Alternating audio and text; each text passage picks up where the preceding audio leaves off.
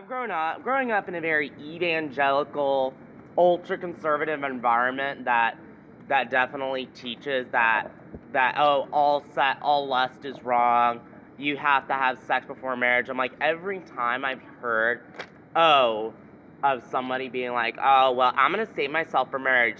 9 months later, bam, they end up getting they have a child. And it's kind of sad because they realize that it's not completely wrong. They need to be safe about it.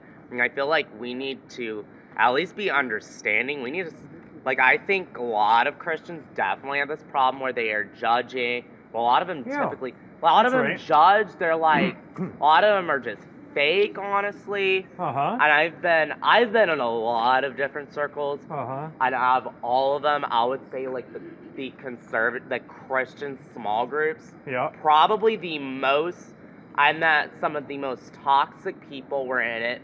Some of the fakest people I have ever met were in Bible small groups who claimed they were exactly a lot of the same stuff you said, but a lot more extreme, I would say, compared to I personally think that what's it called? What comes to mind? I personally think that I think we should all be equal. I'm more of a live and let live person. Good. Have your own beliefs, but just don't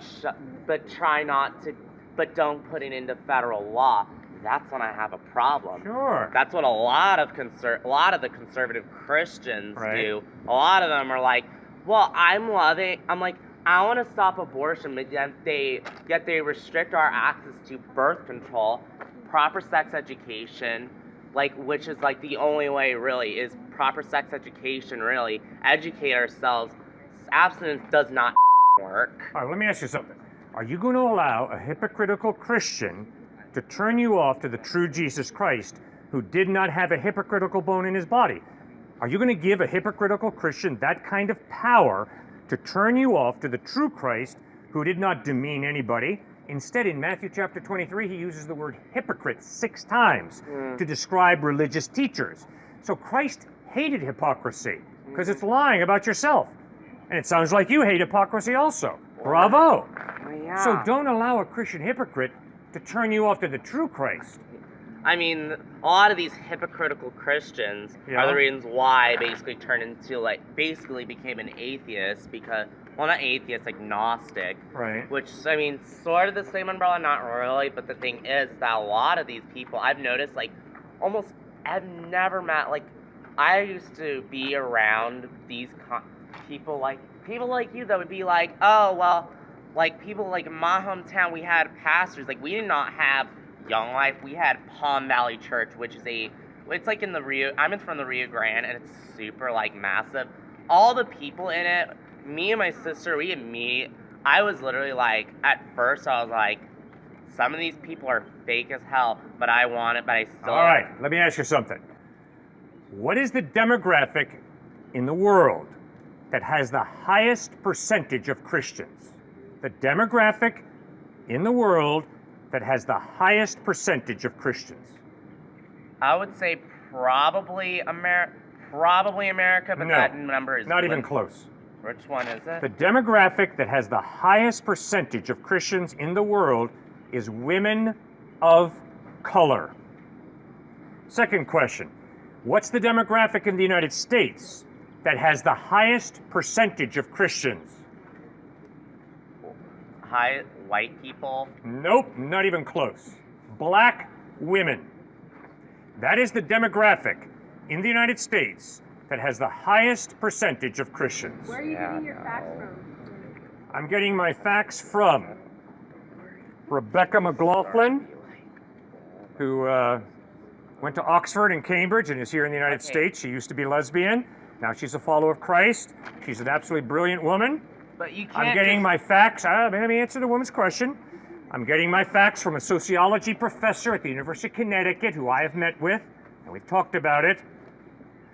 The demographics, you just study it. The demographic with the highest percentage of Christians in the world is women of color. And the demographic in the United States that has the highest percentage of Christians are black women. Oh, wait. Like it or not, those are the demographics. I have a quick question. What kind of community has the highest amount rates of teen pregnancy? What demographic has the highest rates of divorce? I don't know. Tell me.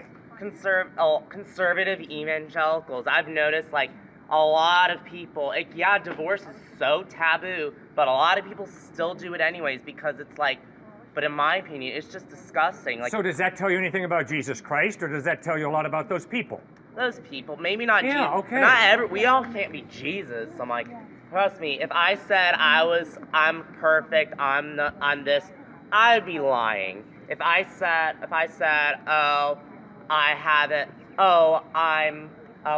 I'm righteous, I'm a virgin, I've never had sex, I would be lying. I would obviously be lying. So what's your point? My point is, obviously, people like you. I've seen people like you. There are people that'll be like something like, they're vampire whores all over this campus. You need to be careful. They will. Don't ever take a girl to a Mexican restaurant. She will grab on to your penis. Or something like, I'm from Blanco, I'm a righteous man, I'm all godly, and then they'll have these like really disgusting pictures of something really graphic of like abortion, something like something like the Westboro Baptist Church, I would say, or something like, or having people. I'm honestly tired of people that claim to be Christian treating us like animals, like we're a bunch of we're a bunch of animals that have no morals. They treat us like we're pieces of we're just a bunch of animals with no morals whatsoever, and all we do is drink, smoke, go to orgies and all, and everyone. That may be true for some people, but not all of us. I'm not the sharpest tool in the shed. However, people like that, I've noticed people like y'all, people like your kind, not you specifically. Thank you, because I love you and respect you. So what are you talking about? You're not even not as bad, but I'm still getting that energy of, you all are sluts and whores and faggots! What the All right, and I still love you and respect you, so what's your point? The point is, we are at Texas State, we are an inclusive community, and we're tired of people that are claiming to be, that people coming to our campus, we're all slut, Well, have I said that to you? No, but you're good, thank you. You're implying it. And you're implying that all women of color agree with you, which... No, I did not say that. What about... I said study the demographics. The demographic in the United States that has the highest percentage of Christians is black women. And the demographic in the world that has the highest percentage of Christians is women of color. Well, black in other words, Catholic. In other words, I'm sorry that you've been exposed to white Christian hypocrites. Not just white. But what you need to understand is the vast majority of Christians do not live in the great US of A. The vast majority of Christians today live in Africa, South America, and Asia. Asia? Sorry, guys. Christianity is not the great Western religion.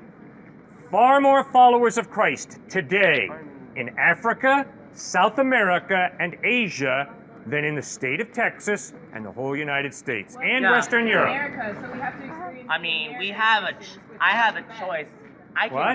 We live in America. We can't experience the Asian Christians, any of those countries you're talking about. The American Christians are not the best. Okay. I know that's true. All right, fine. But then wait a second.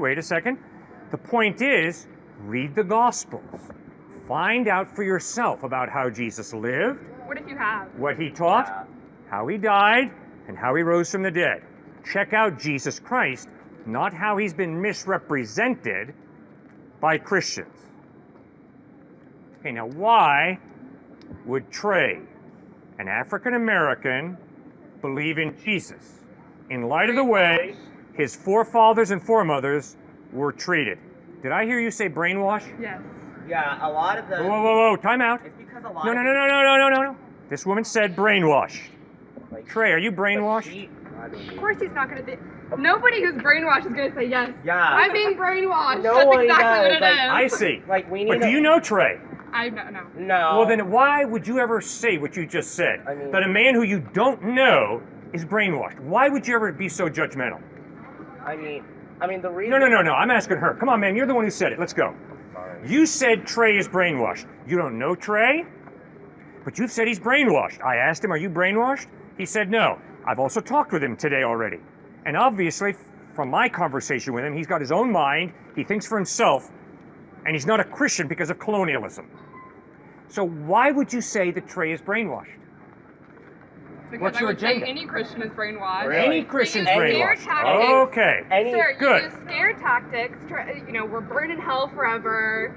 We'll be separated from everyone we love. It's scare tactics. Hell, I'd We've rather been go- brainwashed. No, I'd wait a rather go to second. hell, honestly. Sounds way more spending being bored as than being like, where's the heaven party? All right, well, you Where and the I should heck- make a deal. Of, You and I make a deal.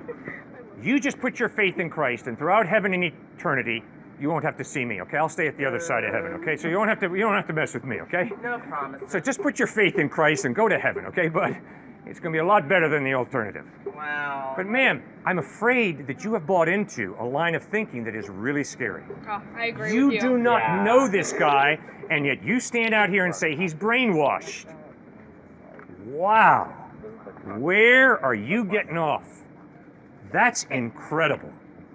That is so judgmental.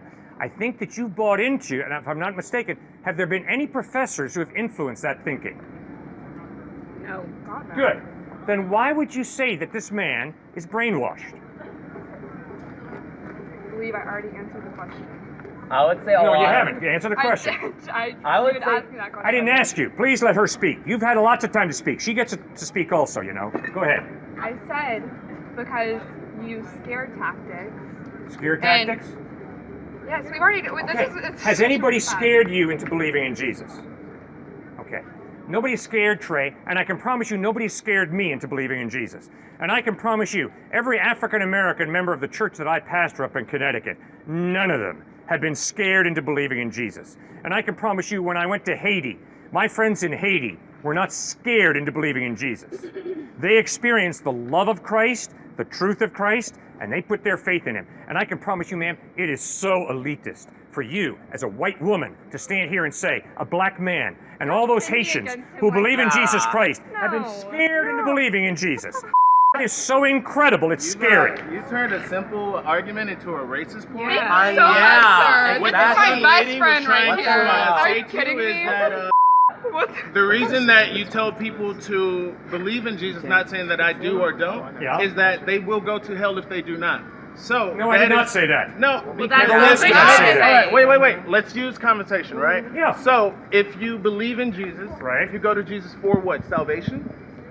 For- To be delivered, for your joy, for your happiness, to go to a place to better your circumstances, your life, your soul, whatever that is, yes. right? Yes. Which means we are college students. Yeah. We have minds. Yep. The lack of, if you do not go down that route, means that you will not get those things, right? So if you're trying to sell me a dream, then you're telling me if I don't believe you or follow you or believe what you believe, then I will not reap the benefits of, or that I will never be able to ascend to, or have the opportunity to acquire the things that you say I should have. Yes. Similarly, if you don't study, if you flunk, you will flunk out of this place. It's not a scare tactic.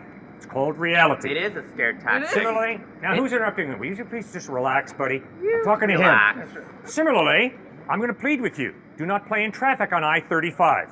Because if you end up on the bumper of a Mack truck, it's over for you. So please don't play in traffic on I-35.